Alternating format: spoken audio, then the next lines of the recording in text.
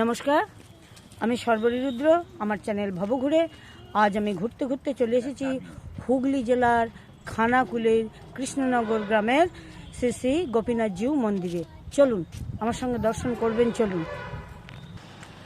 আপনারা যারা হাওড়া থেকে আসবেন, হাওড়া টু তারকেশ্বর আমি ট্রেনে তারকেশ্বর পর্যন্ত আসবেন এবং তারকেশ্বর থেকে বাসে খানাকুলগামী বাসে চেপে এই কলেজ মোড়ে নামবেন, কৃষ্ণনগর কলেজ মোড়ে নামবেন এবং সেখান থেকে বাঁ দিকে ওই গোপীনাথজিউ মন্দিরে যাবেন।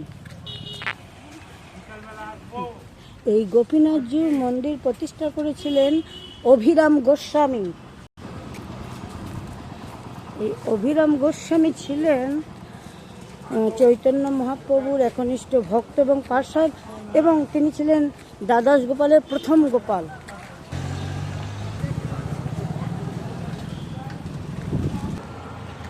এটি মন্দিরে যাওয়ার প্রধান গেট। চলুন যাই।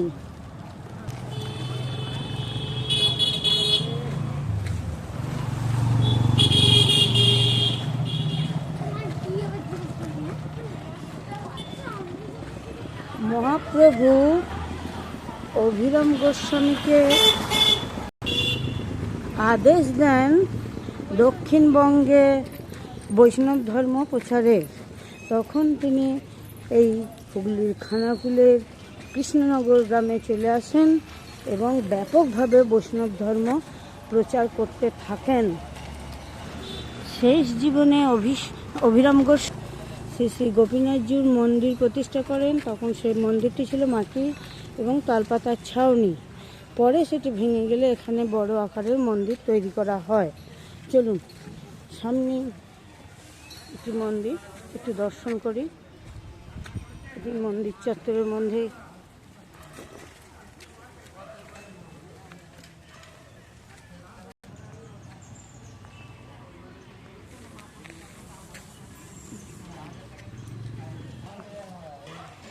এই দেখুন, মন্দির চত্বরের মধ্যে একটি বিরাট বড় বকুল গাছ। এটি সিদ্ধি বকুল, কারণ এখানে অনেক সাধক এই বকুল গাছের তলায় বসে সিদ্ধি লাভ করেছেন, সেই জন্য সিদ্ধি বকুল বা বকুল কুঞ্জ।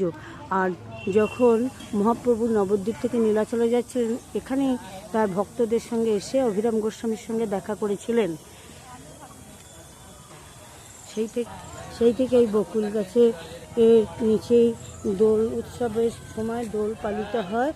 2 দিন ধরে দোল হয়। এখানে প্রথম দিন হয় ন্যাড়াপোড়া এবং বাজি পড়ানো, আর দ্বিতীয় দিন হয় চাঁচর। এটাই সিদ্ধি বকুলতলা। আর এই বকুল গাছটা আর একটা বিশেষত্ব আপনারা লক্ষ্য করুন, সারা বছর এতে ফুল হয় কিন্তু কোনো দিন ফল হয় না।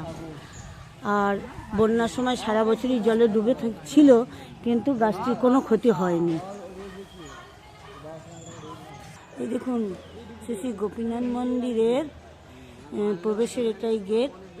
বিরাট বড় সিংহদুয়ার, দুপাশে নহবতখানা, আর উপরে 2টো সিংহ যেন পাহারা দিচ্ছে এই মন্দিরকে।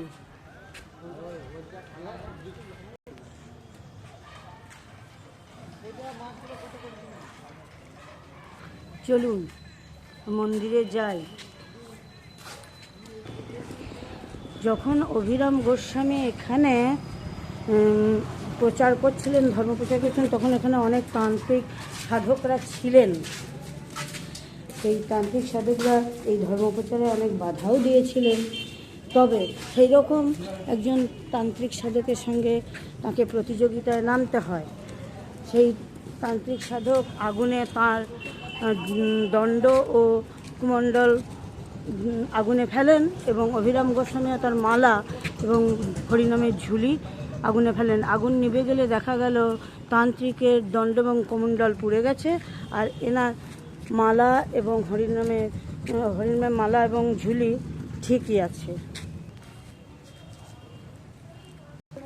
এই দেখুন, এটি একটি পুকুর। এখন পুষ্করিণী হয়েছে, আগে এটা সরোবর ছিল। এখন এই পুকুরটির নাম রামকুণ্ড।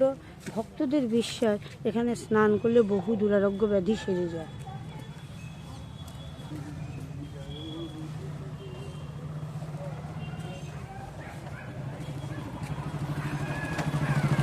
এখানে প্রতিদিনই অন্নভোগ হয়। ভক্তরা প্রসাদ পেতে চাইলে 10টার মধ্যে বলতে হবে।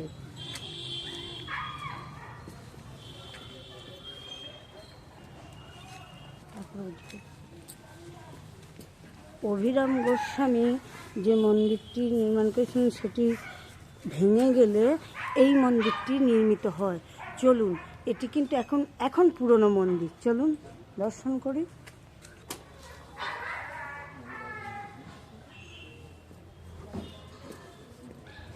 এই মন্দিরটির উপরে দেখুন একটি গরুর দেবের মূর্তি স্থাপিত আছে।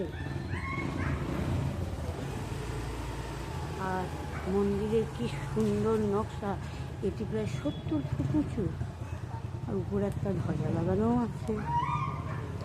এখন কিন্তু এখানে গোপীনাথজিউ থাকেন না।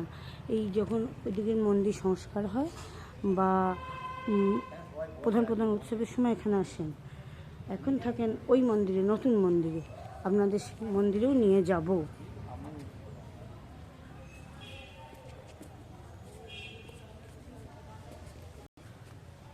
এটি নবরত্ন শৈলীর মন্দির।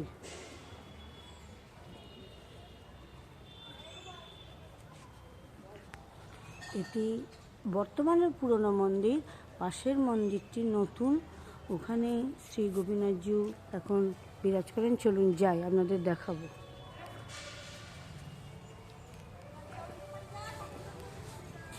আপনাদের বলি, পাশের মন্দিরটি উচ্চতা প্রায় 72 ফুট। এটি নির্মাণ করে দেন এই পুরনো মন্দিরের প্রায় 150 বছর পরে,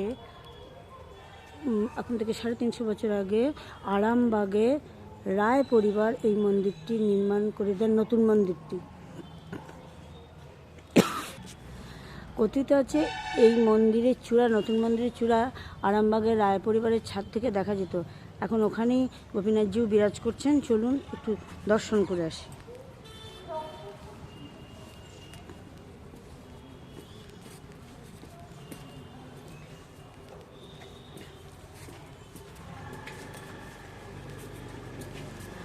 এই দেখুন, মন্দিরে প্রবেশের আগে বিরাট বড় নাট মন্দির, কি মোটা মোটা থামযুক্ত, প্রায় 40টা থাম আছে। আর বিরাট বড় নাট মন্দির, সুদৃশ্য ঝাল লণ্ঠন মাঝখানে আছে, আর কড়ি বর্গা। আচ্ছা দেখুন,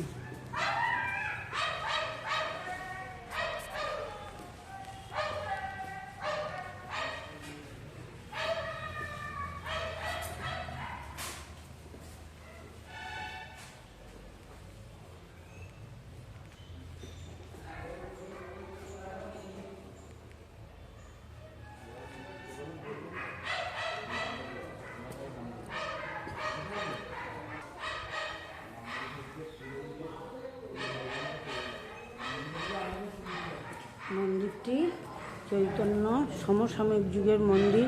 এই পুরনো মন্দিরটি, চলুন তার 150 বছর পরে এটা। আপনারা গোপীনাথজিউকে দর্শন করুন। গোপীনাথজিউ, রাধা রানী, বলরামজি আছেন।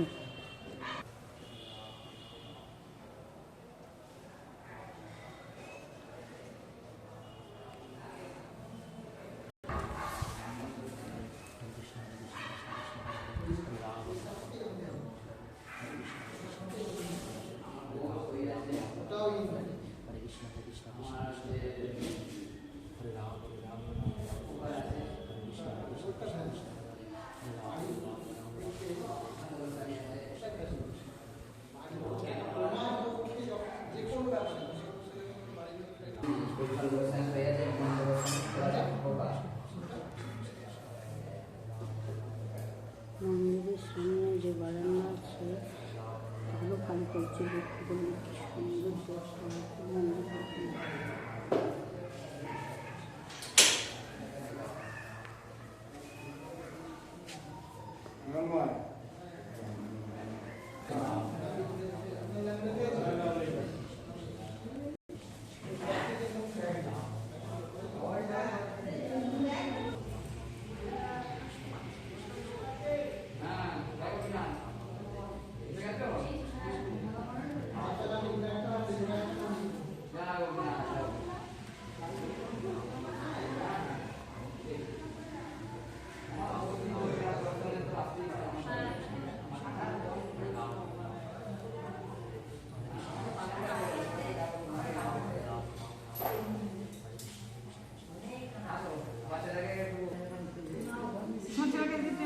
দর্শন করুন।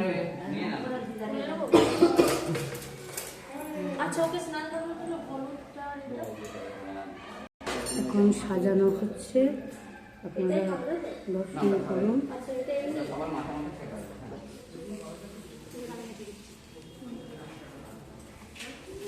তুলসী পাতাটা তুমি একটা পাবে আর তোমার স্বামী একটা পাতা খাবে, ঠিক আছে?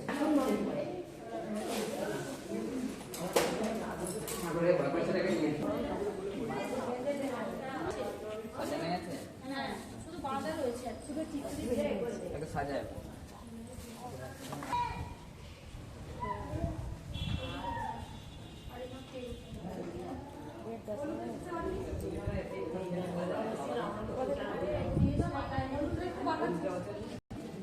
মহাপ্রভু যখন ওই বকুলতলায় এসে অভিরাম গোস্বামীর সঙ্গে সাক্ষাৎ করেছিলেন, তখনই মহাপ্রভু এই স্থানকে গুপ্ত বৃন্দাবন আখ্যা দিয়ে গেছেন।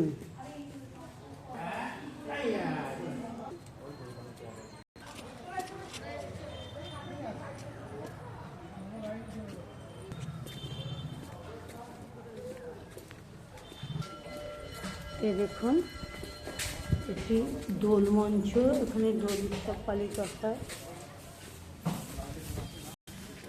সিদ্ধি বকুলের ঠিক উল্টো দিকেই দোল মঞ্চ, এখানে দোল উৎসব পালিত হয়। এখানে খুব ধুমধাম করে রথযাত্রা পালিত হয়। এই দেখুন, রথটা এখন এখানে একটা ঘরে রাখা আছে, আপনারা রথটাকেও একটু দর্শন করে নিন।